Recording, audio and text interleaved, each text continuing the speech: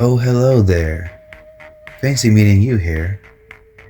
Welcome to the third installment of the Mythyw Myth podcast series chronicle sequel. um, how are you? How am I? I'm great. How have you been? Well, I'm great too. That's nice. Oh, what's my third personality say? Yeah, I'm doing okay. It's time a little better. Uh, how has everybody been? I really wish that I could say I had a guest for this episode because I keep promising that. I know it's only been 2 episodes prior for this channel, and I kind of wanted to,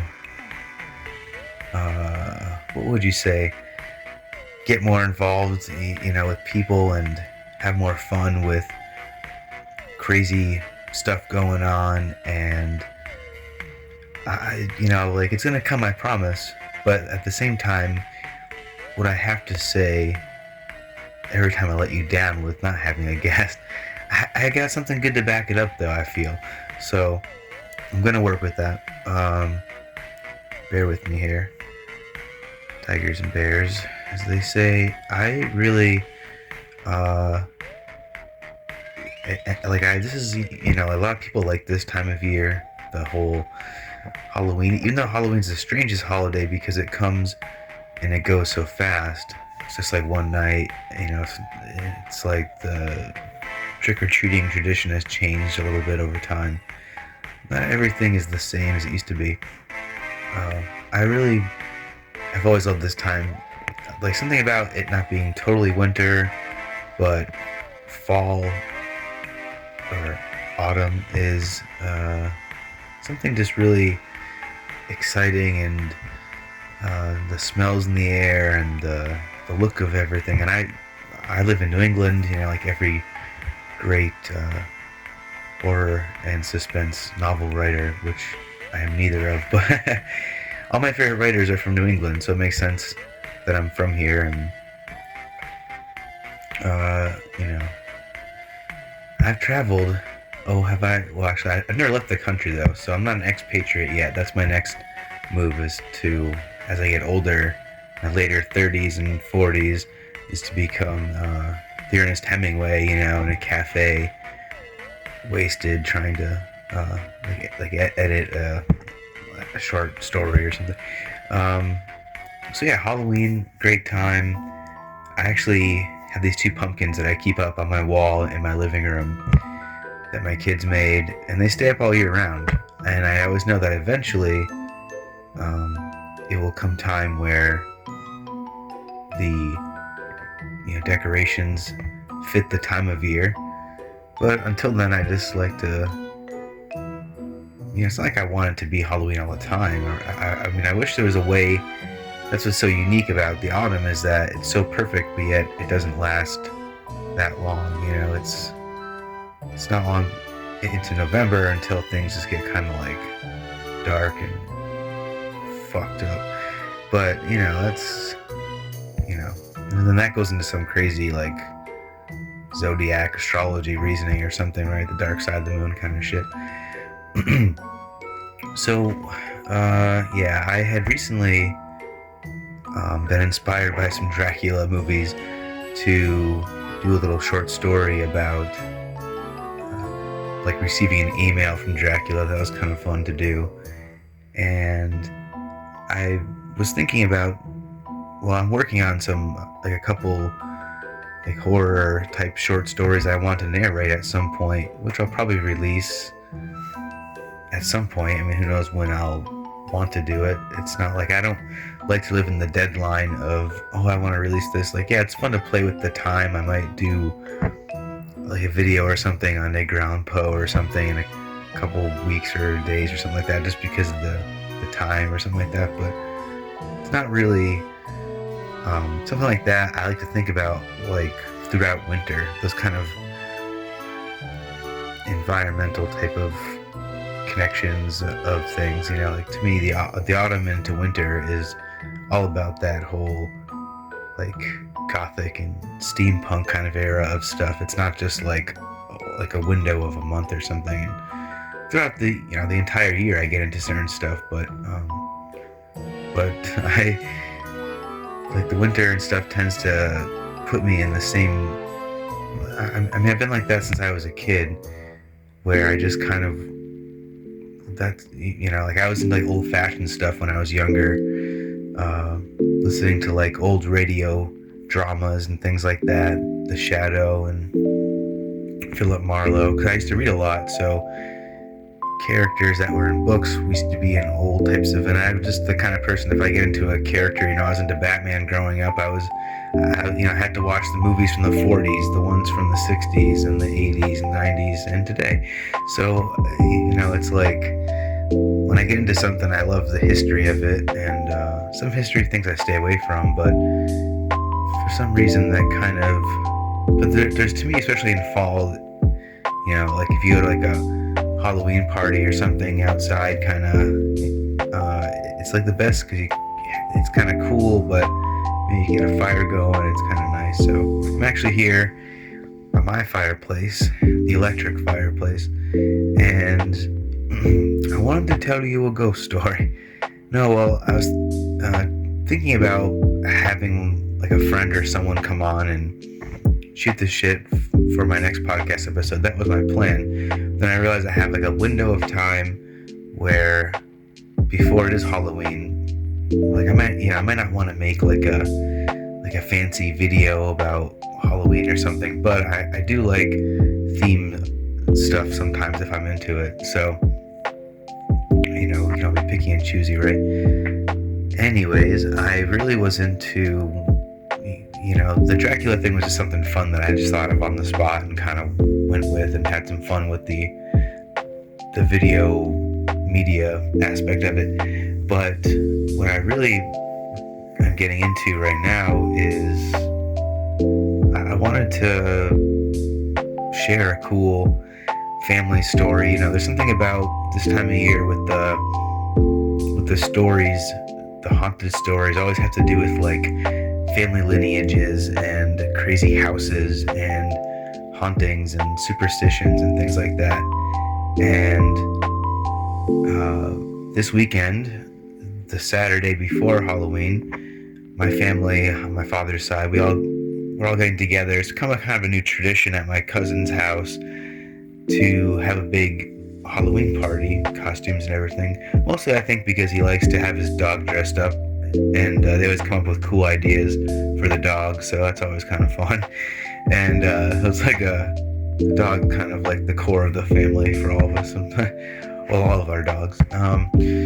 So what's cool is that when we're at these parties, I always think about when I'm with family, obviously, it's easy to fall into talking about crazy ghost stories or whatever. Or not, well, okay, actually, I shouldn't say that's for everybody. But I mean, with my family, talking about just different crazy stories in general, but with my family in particular,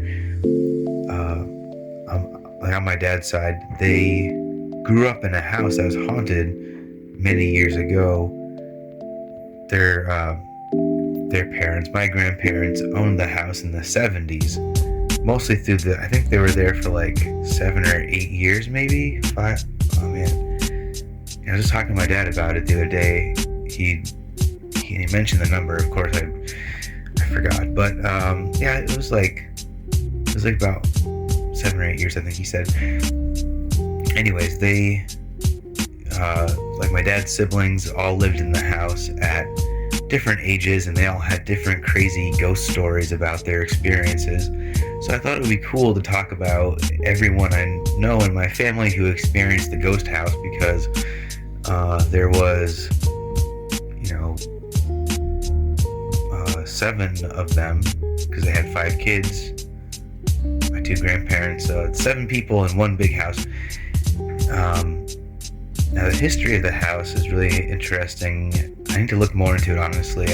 Over these years I've kind of neglected the deeper details of the history, but the home resides in historic Springfield, Massachusetts.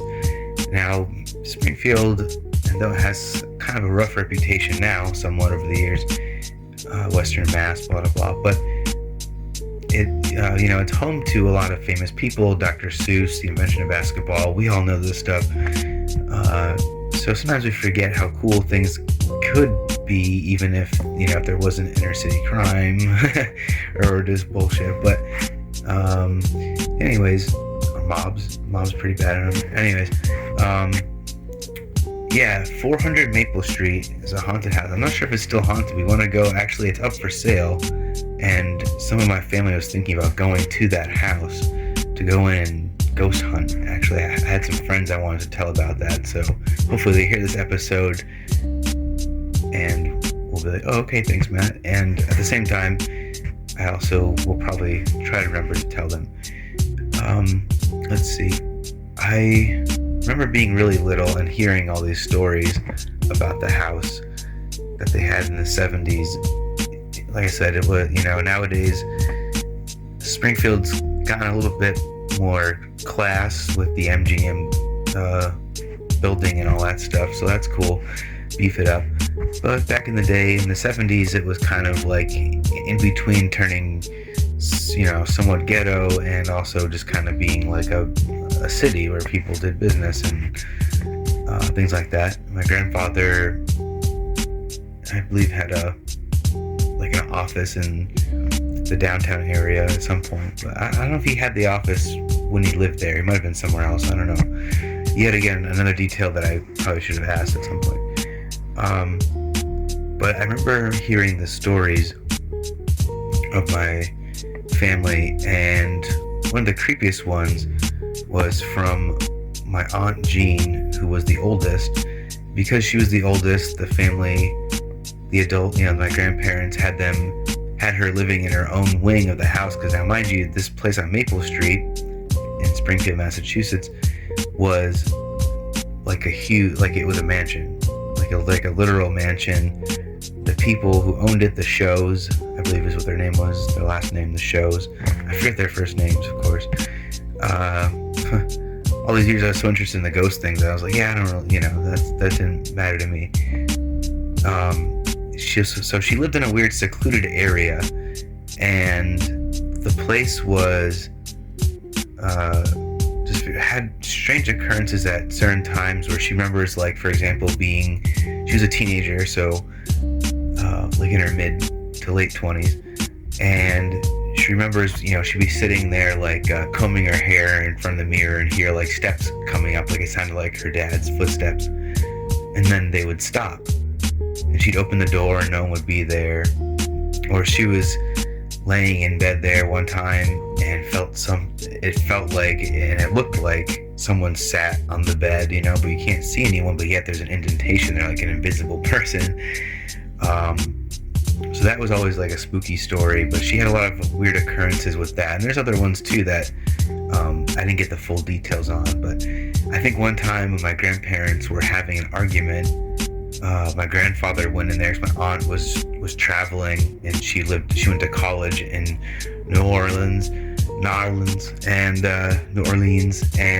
so the room was vacant. So my grandpa, I believe it was him, I don't think it was my grandmother, well, one of them went in there and slept in her bed or whatever, and they had the same thing happen with feeling like someone was right there with them, and they're like, no one's in here. They thought it was the other, their partner, and it turned out that it wasn't.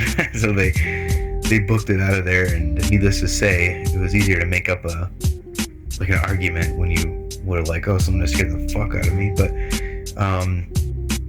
so let's see, then the second oldest child was my Aunt Laura, who was always in and out of hospitals and stuff like that. She passed away at the age of 27. She had a heart condition.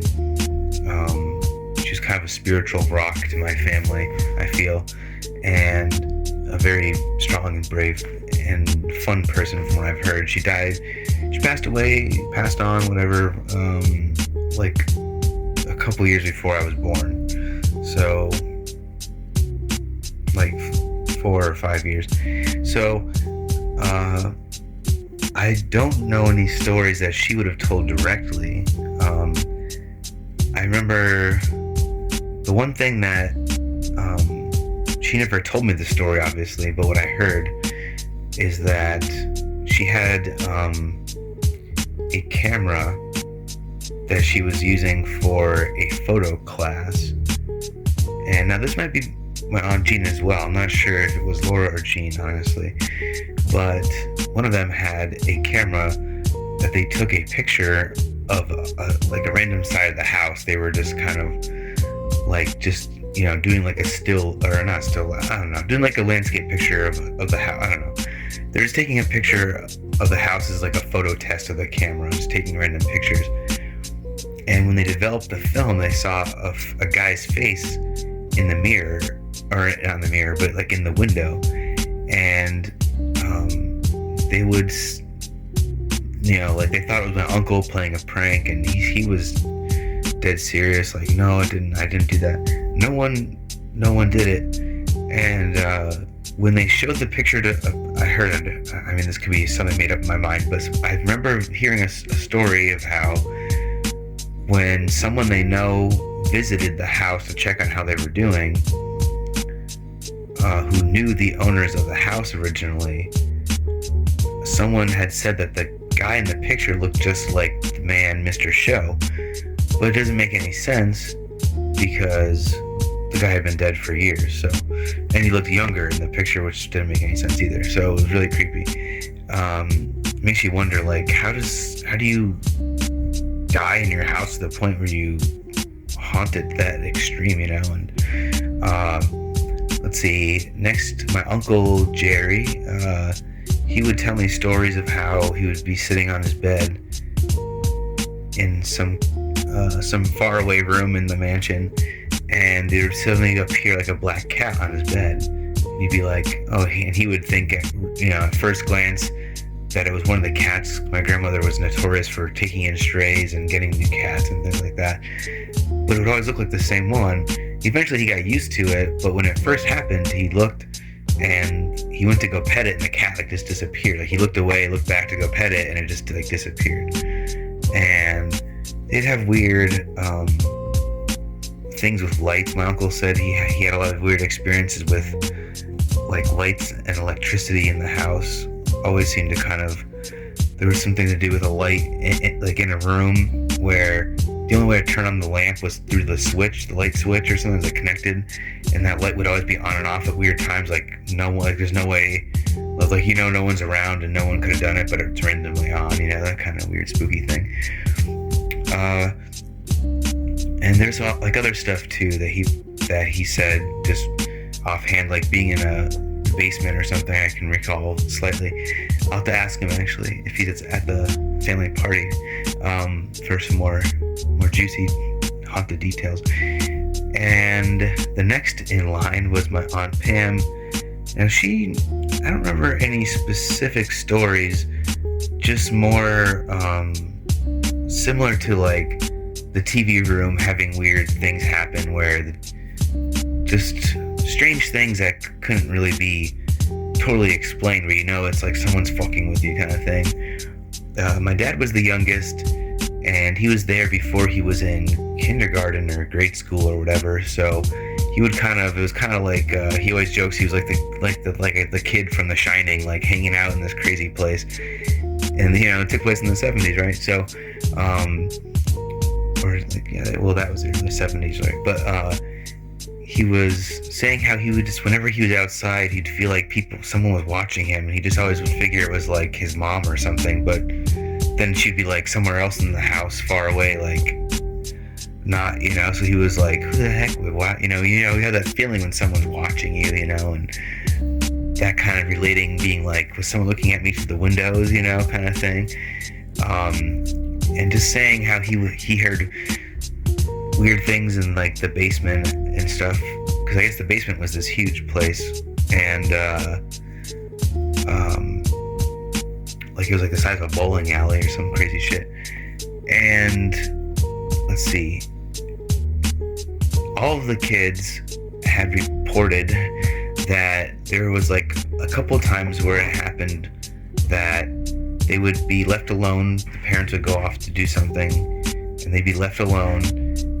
And my oldest aunt was away in college at the time, so so it'd be Laura, Jerry, Pam, and my dad, would all be together, and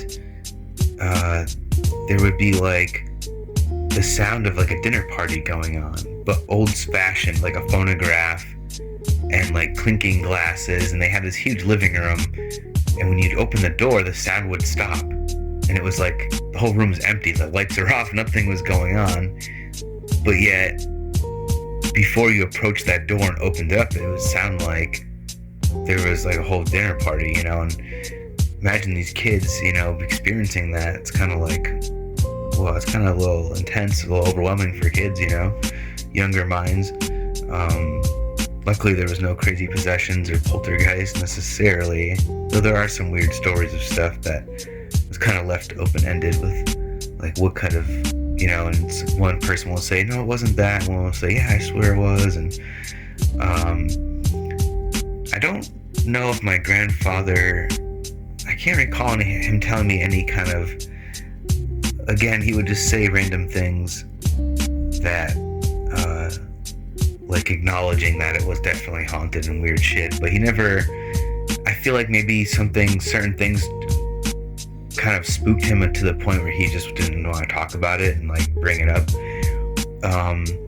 So the only thing about involving him was really connected to my grandmother, where my grandfather would be away in Chicago on business. I remember specifically this one story, and my grandmother just got off the phone with him, hung up the phone. Okay, I'll see you tonight, and I'm taking the plane back or train or whatever. And my grandmother would say that she would, like, one time she hung up the phone, and literally like a couple seconds or minutes later, she heard. Now my grandfather was a musician when he was younger, and he had perfect pitch, and he could whistle a perfect pitch, and he had a specific kind of whistle he would do when he'd come home from work, and to kind of like in his, if he was in a good mood, I'm guessing. And my grandmother said that she would hear that whistle when he wasn't home. Like, I just got the phone with him in Chicago. How the fuck did I just hear? So it's kind of creepy to think of like a ghost or some kind of entity mimicking someone's unique whistle. Whistling can be kind of hard. Not everyone can whistle the same, So it's like, how do you, it's always led me to think when I would, talk about this to my family, I'd be like, how is it that this stuff happens? Is it a vortex? Is it the spirits themselves? Is it the land? My dad suspects, he had a feeling as kind of that there was talk of some kind of burial, like Indian burial ground of the indigenous, Native American kind of Indian ground, kind of holy land, sacred ground. They have those areas around New England that are like that, So it's very interesting. I hope we get to go in and go to the open house of the place and check it out. Maybe I'll bring my film stuff and try to film something if I get the opportunity to go. The spookiest thing that I would say, a story that I would hear, was from my grandmother. Now, for years, the spookiest thing was when they were moving out of the house, her father and my grandfather were loading, and maybe my uncle were loading up stuff to take to the new house. And my grandmother said she was going to stay late, and it was late at night, and she was going to pack things up. Now, my grandmother, in the time of living there, would find little bobby pins that were old-fashioned ones that she knew were like, she's like, these aren't mine, like, these are the lady, like, the lady would leave them for her when certain things were going to happen, maybe before my aunt got sick, or just strange things to kind of preclude, like omens, maybe you could say, I don't know, but some kind of symbology. But I think they even had a psychic, like one of my cousins is a psychic, and she might have gone and did some reading or something like that there, and said that Mrs. Show, loved my grandmother and appreciated what she did with the house, but maybe a little too much, towards the end. But so one of the last nights that they were there at the house, my grandmother was going up this big flight of stairs, and when she got to the top of the stairs, she had this feeling, like a horrible feeling, and she looked up, and floating in the air was the translucent kind of something you'd see like in a movie where it's like floating, like a floating object, but it was a knife, and she heard a woman's voice in her head or around her say, "Leave," like to protect yourself, not like I'm gonna hurt you, but a warning of something else.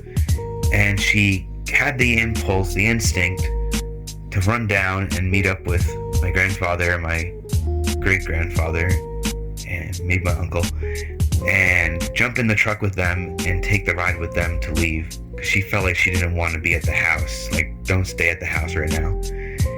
And the crazy thing is, when they got back, my great-grandfather did look around the house, and he did find that there was some weird, sketchy, like, footprints, and it looked like someone was tampering with something to try and break in the house.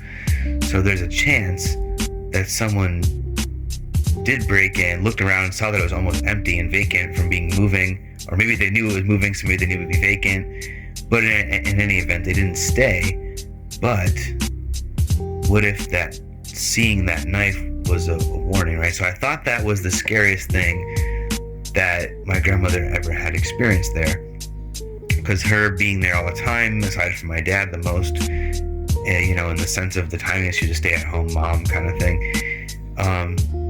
I asked her one time, like a year before my grandmother passed away, I randomly asked her, I go, is there something, you told me a lot of stories over the years, weird things that happened there, but was there anything that was really weird that you're like afraid to tell people because they think you're kooky, but that is like believable if you're open-minded to the miraculous, suspenseful kind of possibilities of existence and experience? And she said, it took me a long time to tell this to your grandfather, but there was a giant fireplace that had this really massive, like 10-foot tall wood carving carved into the side of this wall inside one of the living rooms, or maybe the main living room or something to that effect. And she told me how at one time she felt like the woman Mrs. Show was trying to coax her into sort of like joining the house, like using this wood carving to enter into the house, and that she too would become like a spirit in that house, and that she would be able to, I guess, be a haunter or whatever you'd call it, or get this kind of supernatural power. But it seems kind of like a damning kind of power, because you're just stuck in between realms where you're half here, half there, that powerful nonetheless, where you can interact with this world. Maybe they were spiritually misunderstanding of what it meant to be spiritually powerful, and a lot of practices of understanding spirituality of like the astral planes and dimensions beyond. It's not about, when you're here on earth and you have an archaic mindset of religion and spirituality, being able to haunt people here, it might seem like a cool superpower, when in reality it's kind of like a kooky thing to do.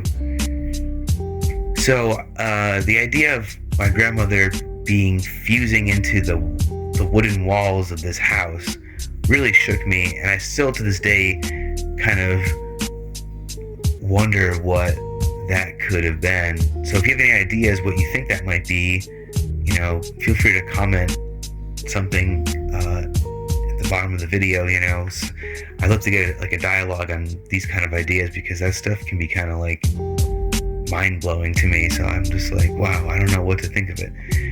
But that's the story of my family's haunted house, 400 Maple Street, Springfield, Massachusetts. They're doing an open house so soon. Maybe you can get in there and check it out. I'm gonna try and do some filming or something. Maybe I don't know. In general, with my life, I'm working on some creative ideas. I'm doing a lot of writing. I'm doing a lot of other things, trying to put different pieces of life back together. And I wish all of you a happy Halloween, because I definitely won't do a podcast episode until after that holiday, and a few weeks into November, I'm guessing. I want to bust out a cool few videos. So until next time, stay spooky, stay you, be true. It's Mythyw Myth signing off.